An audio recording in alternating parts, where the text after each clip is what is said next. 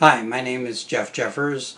I'm a bivocational pastor at Meetinghouse Baptist Church and a network designer for the Massachusetts State Next Generation 911 system.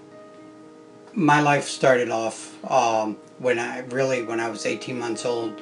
The welfare of the state of Maryland took my entire family away from my real father and put us into foster homes because of his drunkenness and abuse of the children in the house.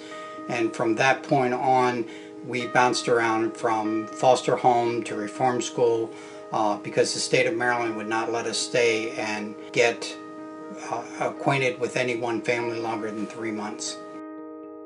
For the most part, growing up wasn't too bad. When I was 3 years old, something happened to me that caused a trauma in my life, and I lost the ability to speak, and once I got it back, I stuttered and had seizures until the time I was 16.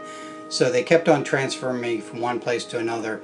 When I reached the first grade, they tried to put me back in my mother's house with my stepfather, and I just thought it was another foster home.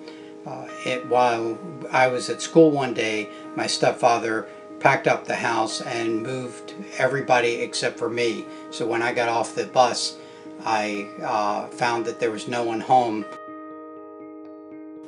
After my stepfather had moved, the state started putting me into different reform schools, and ended up going to every reform school and group home for young boys in the state of Maryland.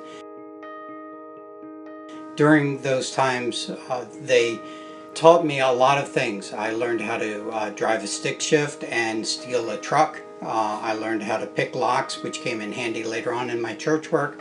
And I learned a lot of other things that had nothing to do with living on the outside world, but made me a good person to become a criminal, much like my other brothers were. After a gang fight I was in, the police brought me back to a place called McKimboy's Haven that I was staying at. And the director of the place came and sat on the edge of my bed. He looked over me and he said, Clayton, I've never seen anybody as angry as you are. And I said, well, Jim, that's because nobody loves me. And Jim looked at me straight in the eyes and he said, I do love you, and my family loves you, and we care about you. And the reason that we can love you is because Jesus loved us first, and we want to take and share that love with you. At that moment, all of the foster homes that I'd been in that were good flashed before my eyes. And the one thing that they had in common was that they were Christians. It wasn't that they were Baptist or Methodist or Presbyterian or any other religion. They were Christians. And for the most part, the ones that were bad did not have any religious belief or went to church at all, as far as I could remember. And at that point I realized that there were people that had loved me throughout my life. It wasn't my family, but there were people and families that God had put in my path that would help me to make this decision. And at that point I made the decision to become a Christian and knelt on the bed with Jim and asked Jesus into my life. After school, Jesus, I think, had a strange way of showing me that he had the power to change my life. In my family, there were 6 children. 2 of them committed suicide. 1 died of AIDS. The other 2 had been married and divorced multiple times. And that was the kind of life that society thought that was ahead of me, and what really, truly I thought was ahead of me. But God had different plans.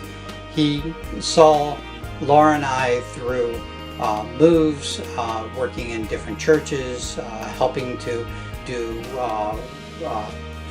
ministries to the homeless and to people who didn't have anything, to help rebuild churches, to help do church plants, both in Maryland and in New England, all the time giving us the power to overcome any kind of obstacle that was in our way. My secular life, which had always funded what we were going to do, also blossomed, again with a very basic degree in biblical archaeology.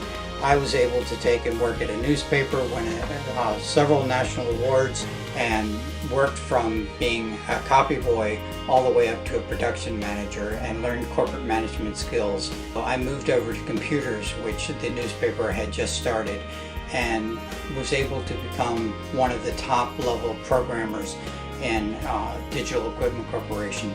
That led me into a university setting where I spent the next 30 years in designing higher education networks in major cities and countries across the world. Boston College hired me to design the first integrated network, voice, data, and video, running over the same wire in the United States, actually in the world. The North Carolina network. It was a $3 billion network that took us 3 years to design. I won an award from Apple for designing a protocol that would allow AppleTalk to run over the Ethernet, which I was told couldn't be done. All of this for a person whose family was considered below everybody and who had no outlook in life whatsoever. But it was only by the grace of God that I was able to do this. We had plenty of hard times. We had times where we had to trust on God for everything, including one Christmas when we didn't have anything whatsoever, even though we were serving on a mission field. But God was able to see us through. And by all of the problems that we had, we've been able to take and work with individual families when they were going through hard times to show them that God will see them through whatever the problem is. He won't take and allow us to get around it, but He'll walk us through whatever the problem is and see us through to the other side.